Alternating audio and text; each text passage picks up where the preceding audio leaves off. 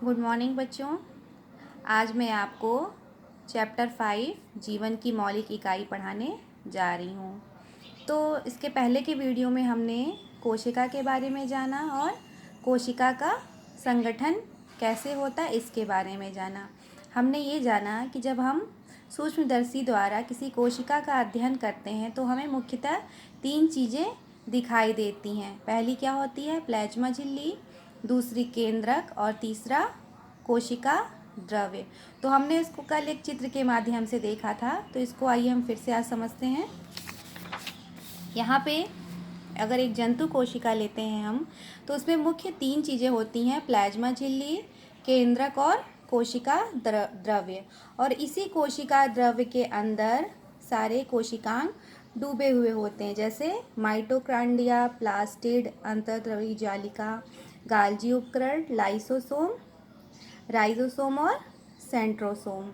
तो अब हमें सबसे पहला कोशिका के संगठन में जो पहला भाग होता है प्लाज्मा झिल्ली, उसके बारे में पढ़ना है।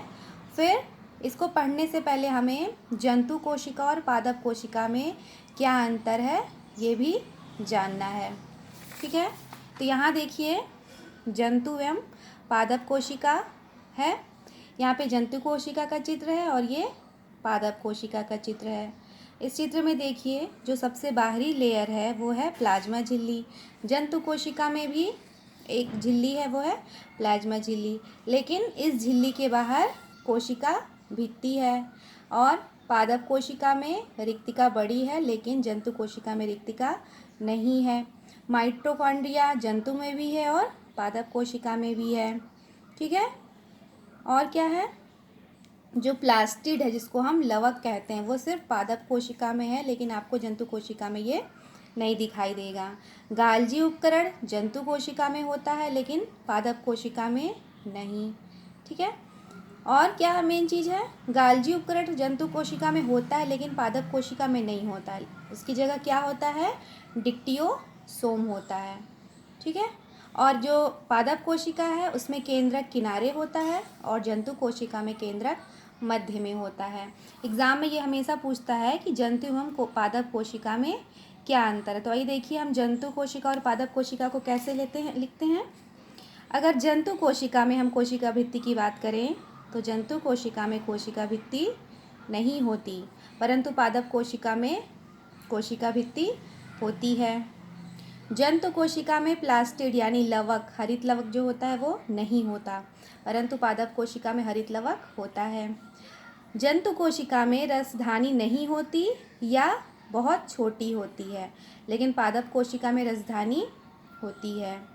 और जो मेन पॉइंट है देखिए, गाल्जी उपकरण सिर्फ जंतु कोशिका में होते हैं, पादप कोशिका में इनका अभाव होता है। उसकी जगह पे यहाँ पे डिक्टियोसोम होता है।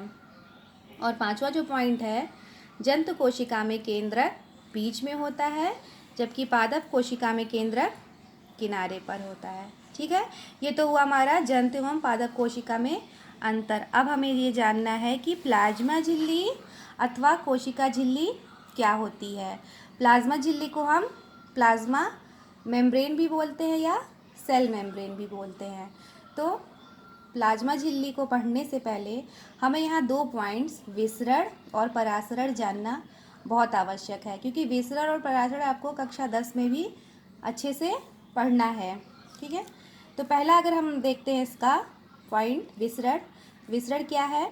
पदार्थ की गति उच्च सांद्रता से निम्न सांद्रता की ओर होती है। विसरण में किसी पदार्थ की गति उच्च सांद्रता से निम्न सांद्रता की ओर होती है। सांद्रता से हम ये समझ सकते हैं, अगर किसी पदार्थ की सांद्रता या किसी पदार्थ की मात्रा अगर ज़्यादा है तो पदार्थ की सांद्रता उच्च है, पदार्थ की मात्रा कम है तो पदार्थ की जो सांद्रता है वो निम्न सांद्रता है। ठीक है, इसलिए यहाँ कहा जा रहा है कि पदार्थ की गति उच्च सांद्रता से निम्न सांद्रता की ओर गति करती है।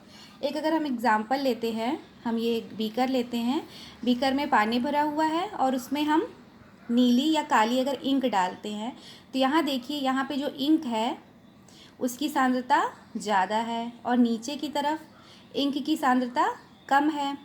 तो विसरण में क्या होता है, पदार्थ की गति उच्च सांद्रता से निम्न सांद्रता की ओर होती है। ठीक है, इसमें दिख रहा है कि ऊपर की तरफ इंक की सांद्रता ज़्यादा है और नीचे की तरफ इंक की सांद्रता कम है। तो जो इंक के अणु हैं वो ज़्यादा से कम की ओर होंगे, जिससे जो इंक है वो पूरे पानी में घुल जाएगी। या एक और एग्जांपल ले सकते हैं, जैसे हम कोई गिलास लेते हैं और गिलास में हमने चीनी नीचे की तरफ डाल दी। ठीक है, तो यहाँ पे क्या है, चीनी के जो अणुओं की सांद्रता यहाँ पे ज़्यादा है और ऊपर की तरफ सांद्रता कम है।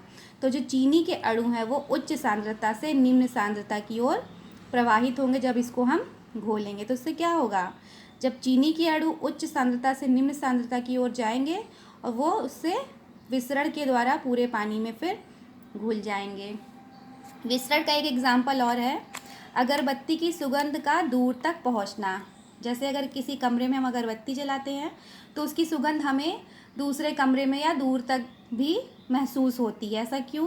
क्योंकि जहाँ जिस स्थान पर अगरबत्ती जलती है वहाँ पे गैस के अणुओं की सांद्रता ज़्यादा होती है और किसी दूर स्थान पर सांद्रता कम होती है। तो जो गैस के अणु हैं वो उच्च सांद्रता से निम्न सांद्रता की तरफ चले जाते हैं, जिससे हमें अगरबत्ती की सुगंध महसूस होती है। एक एग्जाम्पल और है विसरण का, रसोई में बने भोजन की सुगंध फैलना। कहीं खाना बनता है और हमें उसकी सुगंध दूर तक से ही पता चल जाता है कि यहाँ पे खाना, मतलब अच्छे खाने की सुगंध हमें महसूस होती है। ये भी विसरण की वजह से होता है। ठीक है, और इसी प्रकार विसरण का जो एग्जाम्पल है, विसरण की जो के द्वारा एक जो क्रिया होती है, पौधों में कार्बन डाइऑक्साइड और ऑक्सीजन का आदान प्रदान भी होता है। जैसे यहाँ पे देखिए कोई पत्ती है और पत्तियों में जो कार्बन डाइऑक्साइड बनता है वो कोष्ठ की अपशिष्ट पदार्थ होता है और वो पत्तियों में धीरे धीरे इकट्ठा होना शुरू हो जाता है, जिससे क्या होता है, पत्तियों के अंदर कार्बन डाइऑक्साइड की मात्रा बढ़ती जाती है और जो बाहर का वातावरण है वहाँ पे कार्बन डाइऑक्साइड की मात्रा कम होती है। तो जो कार्बन डाइऑक्साइड के अणु हैं वो अधिक सांद्रता से कम सांद्रता की ओर प्रवाहित होते हैं, जिससे कि पत्तियों के अंदर का कार्बन डाइऑक्साइड बाहर निकल जाता है। ठीक है, उसी प्रकार ऑक्सीजन का आदान प्रदान है। बाहर के वातावरण में ऑक्सीजन की सांद्रता ज़्यादा होती है और पत्ती के अंदर ऑक्सीजन की सांद्रता कम होती है, जिसके फलस्वरूप क्या होता है, ऑक्सीजन के अणु अधिक सांद्रता से निम्न सांद्रता की तरफ जाते हैं, जिससे ऑक्सीजन पत्तियों के अंदर चला जाता है। तो ये किसकी वजह से होता है, विसरण। विसरण के द्वारा गैसों का आदान प्रदान होता है। ठीक है, अब हमारा दूसरा जो पॉइंट है वो है परासरण। परासरण को हम इंग्लिश में ऑस्मोसिस बोलते हैं। ठीक है, विसरण में हमने पढ़ा कि पदार्थ के अणुओं की गति होती है, लेकिन परासरण में क्या होता है, सिर्फ जल के अणुओं की गति होती है और एक झिल्ली होती है जिसे हम वर्णात्मक पारगम झिल्ली बोलते हैं, उनके द्वारा जल के अणुओं की गति होती है। वो देखिए कैसे, जल के अणुओं की गति जब वर्णात्मक पारगम झिल्ली द्वारा उच्च जल की सांद्रता से निम्न जल की सांद्रता की ओर होती है, उसे परासरण कहते हैं। परासरण में जल के अणुओं की गति वर्णात्मक पारगम झिल्ली द्वारा उच्च जल की सांद्रता से निम्न जल की सांद्रता की ओर होती है। जैसा एग्जाम्पल देखिए, यहाँ पे देखिए कोई बीकर है, बीच में हमने यहाँ पे एक झिल्ली लगा दी जिसे वर्णात्मक पारगम झिल्ली कहते हैं। ये झिल्ली एक छन्नी का काम करती है, मतलब कि जल के अणुओं को अपने अंदर, मतलब आर पार आने देती है, यानी अंदर आने देती है या बाहर जाने देती है, लेकिन कुछ पदार्थों को अंदर आने से रोकती है, इसीलिए इसको हम वर्णात्मक पारगम झिल्ली कहते हैं। यहाँ पे एक और एग्जाम्पल है, चित्र के द्वारा समझिए। जैसे यहाँ पे एक बीकर लिया, उसमें हमने बीच में वर्णात्मक पारगम झिल्ली को लगा दिया और दो घोल ऐसा लिया जिसमें मतलब नमक और पानी का घोल लिया और दूसरी तरफ भी नमक और पानी का घोल लिया, लेकिन इस तरफ में क्या था, नमक के अणुओं की मात्रा कम थी और इधर वाले घोल में नमक के अणुओं की मात्रा ज़्यादा थी। जैसे यहाँ पे बिंदी बिंदी आप देख रहे हैं, यहाँ पे ये क्या है, नमक के अणु, ये सब हैं नमक के अणु जो कि यहाँ पे कम दिख रहे हैं, और इधर क्या है, नमक के अणु ज़्यादा हैं। जब यहाँ पर नमक के अणु क्या होंगे, कम होंगे, तो जल की सांद्रता अधिक होगी, और अगर इधर नमक के अणु ज़्यादा होंगे तो जल की सांद्रता कम होगी। तो परासरण में क्या होता है, जल के अणुओं की गति जल की अधिक सांद्रता से जल की कम सांद्रता की ओर प्रवाहित होती है। ठीक है, यानी जो जल के अणु है वो अधिक सांद्रता से कम सांद्रता की तरफ चले जाएंगे। तो इसमें क्या होगा कि जल के अणुओं का फ्लो इधर की तरफ होने लगेगा, जिसके बाद कुछ समय बाद इस तरफ का जो पानी का लेवल है वो बढ़ता जाएगा।